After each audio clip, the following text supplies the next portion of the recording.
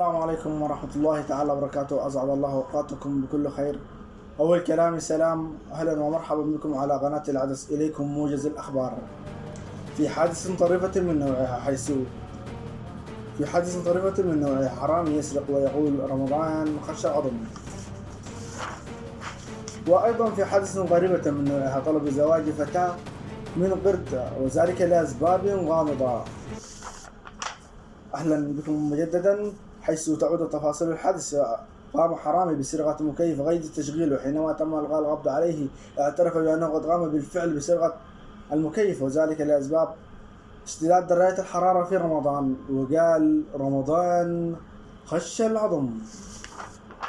وأيضا حيث أقدمت فتاة على طلب الزواج من حديقة الحيوانات من قرد شامبانزي وذلك بسبب غسيل عدة رمضان في بيت والديها، علما بأنها قد قالت لهم منذ عام في رمضان الفات إنها ستكون رمضان القادم في بيت زوجها حتى وإن كان غردا. ورد إلينا الآن خبر عاجل من وزارة الطاقة الهيئة الأواني المنزلية، ونذهب عبر الزوط إلى الزميل لاضها. السلام عليكم، أهلا ومرحبا.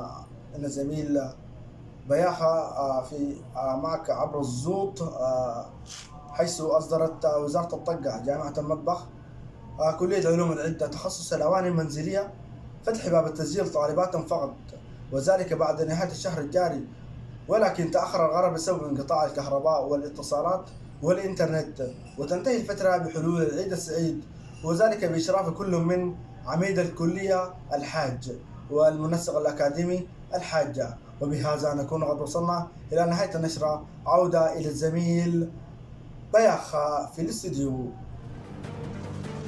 أهلا، شكرا زميل لاضيها على هذه الإطلالة الجميلة.